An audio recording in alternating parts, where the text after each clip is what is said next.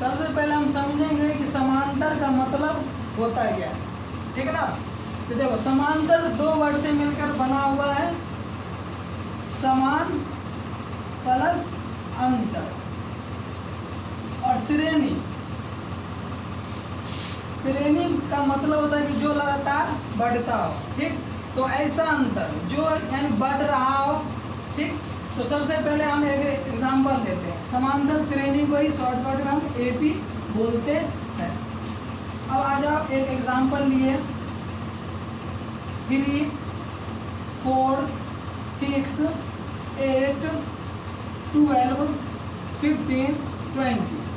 हम सबका अंतर चेक करेंगे कि इस श्रेणी में सबका अंतर सेम है कि नहीं है, ठीक।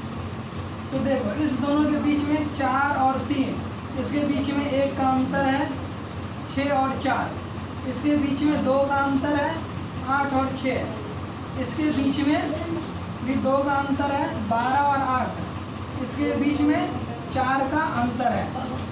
तो यहाँ पे हम ये देख रहे हैं कि अंतर सेम नहीं है, इसका मतलब ये क्या हुआ, ये एपी नहीं है, हो गया।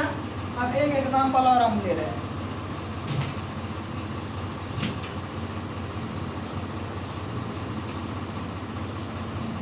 एक एग्जांपल और ले लिए, 2 फिर 4 फिर 6 फिर 8 फिर 10 फिर 12 फिर 14। इसमें अब हम चेक करेंगे कि अंतर सेम है कि नहीं है।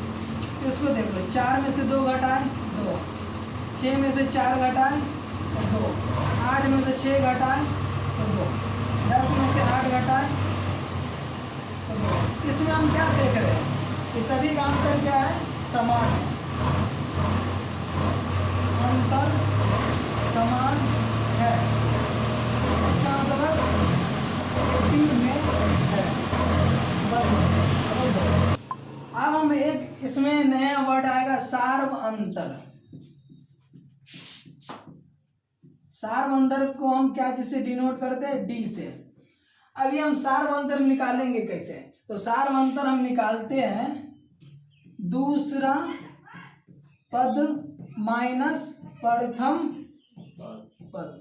अब ये दूसरा पद और प्रथम पद क्या होता है वो समझो। मान लो हम एक एपी ले लिए, 3 6 9 12 15 18, इसको हम लिख सकते हैं A1, इसको हम लिखेंगे A2, इसको हम लिखेंगे A3, इसको लिखेंगे हम A4, इसको लिखेंगे A5, इसको लिखेंगे A6। ये भी लिख सकते हैं, या इसको हम ऐसे भी लिख सकते हैं, प्रथम पद, दूसरा पद, तीसरा पद, उसके बाद चौथा पद। इसी तरीके से हम क्या करेंगे, बढ़ते जाएंगे। तो सार्व अंतर क्या हो गया, दूसरा पद माइनस प्रथम पद, ठीक है ना। किसी भी एपी में यदि हम दूसरा में से पहला घटाएंगे तो उसमें क्या होगा, सार्व अंतर आ जाएगा। एक ये फॉर्मूला हो गया। अब उसके बाद आ जाओ, मान लो पहला पद, पहला पद को हम क्या जिससे लिखेंगे, ए, तो ये हो जाएगा ए। उसके बाद आ जाओ, इसको A1 कर देंगे। दूसरा पद, तो दूसरा पद हम कैसे निकालेंगे, A2, इसको हम कैसे निकालते हैं, A प्लस डी, यानी पहला पद प्लस सार्व अंतर, तो ये क्या हो जाएगा, दूसरा पद हो जाएगा। उसी तरीका से तीसरा पद, तीसरा पद क्या हो जाएगा, A3, तो तीसरा पद क्या होगा, A प्लस 2D, ये हो गया। उसके बाद आ जाओ चौथा पद, चौथा पद हम कैसे निकालेंगे, A4, A4 क्या होगा, A प्लस 3D। मान लो चौथा हो गया, इसके बाद हम आगे बढ़ते हैं। चौथा के बाद मान लो सीधा हमको निकालना 10वां पद, यहाँ पे हम क्या लिखेंगे, A प्लस 9D। अब देखो यहाँ पे एक चीज गौर करो कि पहला है तो A, दूसरा है तो D, तीसरा है तो यहाँ पे 2 आ रहा है, चौथा है तो यहाँ पे क्या आ रहा है, 3, फिर 10वां है तो यहाँ पे क्या आ रहा है, 9, यानी क्या हो रहा है, 1 घट रहा है। इसी तरीका से यदि हम 20वां पद सीधा निकालते हैं, 20वां पद, तो 20वां पद कितना होगा, A प्लस 19D, ठीक। उसके बाद यदि मान लो अब हम कितनों भी हमको बोलेगा कि पद निकालने, उसमें से हम क्या करेंगे, एक घटा लेंगे। इसी तरीके से बढ़ते जाएगा। अब मान लो लास्ट में यदि हम निकालेंगे nवां पद, nवां पद हम क्या लिख सकते हैं, an। nवां पद क्या होगा, a प्लस, सब में से घटा रहे, इसमें nवां पद है, इसमें हम क्या करेंगे, n को घटा देंगे। इस तरीके से मेरा एक फार्मूला क्या बन गया, an बराबर a plus n minus 1 into D. तो इसको हम क्या कर रहे हैं, मिटा रहे हैं।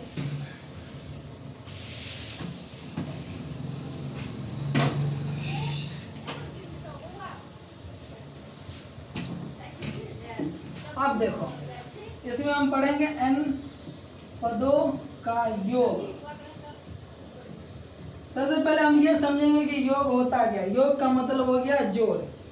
मान लो जैसे हमको 3, 6, 9, 12, 15 बहुत है, मान लो हमको 100वां पद तक जोड़ निकालना है, ठीक। इसको यदि हम निकालेंगे, मान लो 3 प्लस 6, इसमें क्या होगा, बहुत सारा टाइम लग जाएगा। तो इसी के लिए 3-4 फार्मूला है, ठीक है। देखो तो सबसे पहले n पदों का योग, इसको हम ऐसे भी लिख सकते हैं, Sn बराबर n पदों का योग को हम क्या लिखते हैं, Sn बराबर फार्मूला हो गया n/2 into 2a plus n minus 1 into D, ठीक। अब यहाँ पे देखो सबसे पहले हम n का मतलब हो गया कि पद, यानी टोटल उसमें कितना पद दिए हुआ है, a का मतलब हो गया प्रथम पद। उसके बाद हो गया d का मतलब हो गया सार्वअंतर। ये आएगा समझ में। एक और फार्मूला होता है n पदों का योग का, Sn बराबर n/2 into a plus an, ये हो गया दूसरा फार्मूला।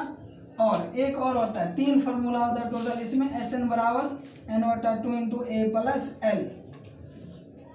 अब यहाँ पे एक 2 नया वर्ड आ गया, 2 ने एक, ये l होता क्या था, l होता अंतिम पद।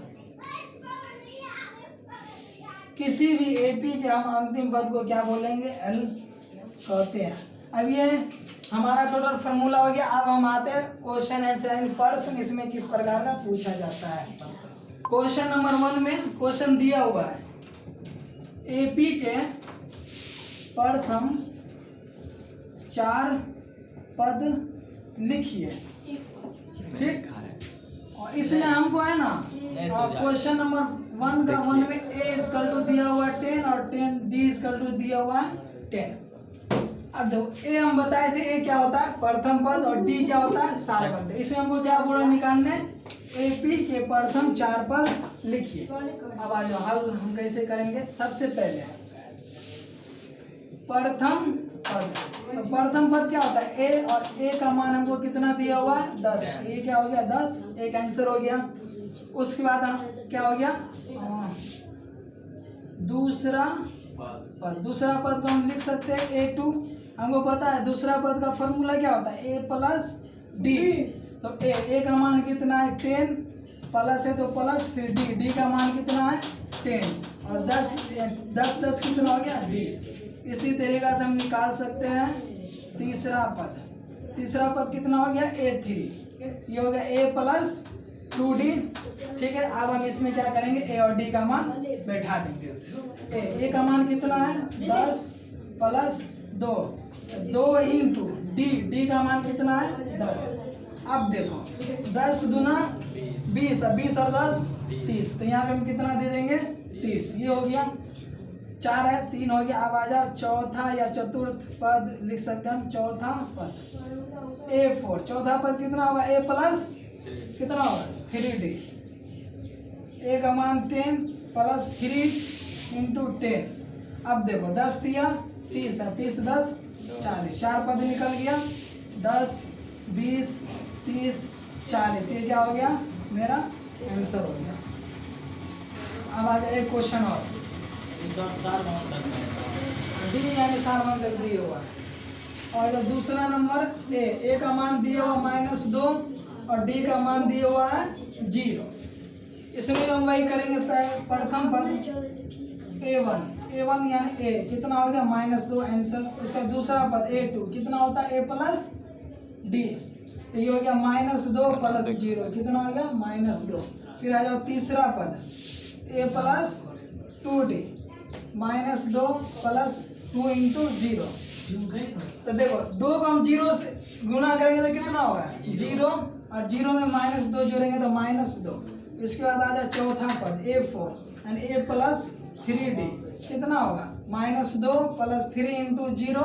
देखो 3 को 0 से गुना करेंगे तो 0, और 0 में माइनस 2 जोड़ेंगे तो माइनस 2, यानी हमारा आंसर आएगा माइनस 2 माइनस 2 माइनस 2 माइनस 2, ये हमारा आंसर होगा।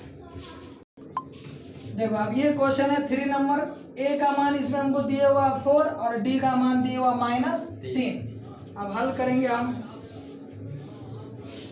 प्रथम पद भी लिख सकते हैं, नहीं तो हम जैसे यहाँ पे a1 लिखे वो भी हम लिख सकते हैं। यहाँ पे हम a1 लिखते हैं, a1 यानी पहला पद क्या होता है a का मान कितना है 4, एक आंसर। उसके बाद आ जाए दूसरा पद क्या होता है a प्लस d। अब देखो इसमें a का मान 4 तो हम यहाँ पे डाल दिए 4, प्लस है तो प्लस, फिर d का मान क्या -3, तो माइनस को हमेशा हम क्या लिखेंगे ब्रैकेट में लिखते हैं। अब आ जाओ 4, ये ब्रैकेट हटाएंगे तो प्लस माइनस क्या हो गया माइनस, और ये 3, अब 4 में से 3 घटाएंगे तो कितना हो गया 1 हो गया। आ जाओ तीसरा पद a3 कितना होता है a प्लस 2d, मान बैठा देंगे a का मान 4 प्लस 2 इंटू d का मान कितना -3 हम बैठा देंगे 4। अब देखो यहाँ पर ये प्लस है, बट यहाँ पे हम 2 से गुना करेंगे, 2 तिया 6 और माइनस प्लस माइनस यानी 4 माइनस 6। अब 4 में से 2 घटाए तो सॉरी 4 में से हम 6 घटाएंगे कितना होगा -2। अब आ जाओ चौथा पद यानी a4 a plus 3d, a का मान हो गया 4 प्लस 3 इंटू d का मान कितना हो गया -3, 4 और 3 को 3 से गुना करेंगे तो 9 और माइनस प्लस -9 कितना हो गया 4 माइनस 5, यानी हम लिख सकते हैं हमारा आंसर कितना हो गया 4 1 -2 -5। इसको हम मिटा दे रहे हैं।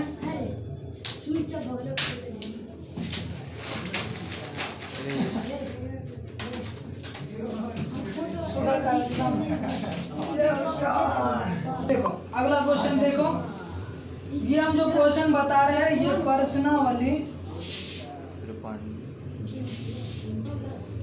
5.1 का तीसरा क्वेश्चन है, और ये हो गया क्लास 10th का, पता ही होगा। क्वेश्चन हमको बोल रहा है निम्न में से प्रत्येक एपी के लिए प्रथम पद तथा सार। क्वेश्चन सही से सुनो, निम्न में से प्रत्येक एपी के लिए प्रथम पद तथा सार्वंतर लिखिए, यानी हमको ए और डी का मान इसमें निकालना है। क्वेश्चन नंबर पहला 3 1 -1 और -3, ठीक। अब आ जाओ हल में आ जाओ।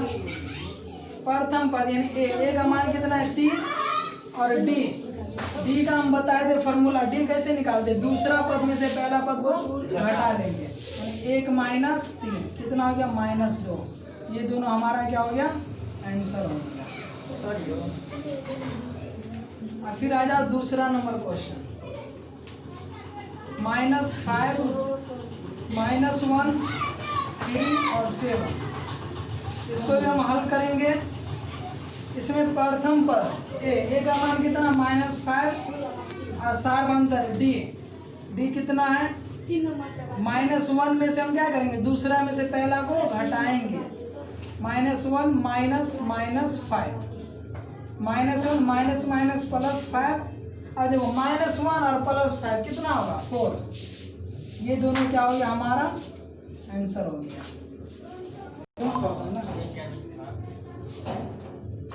बढ़िया क्वालिटी वाला कैमरा करियो, देखियो ना एगो बढ़िया क्वालिटी।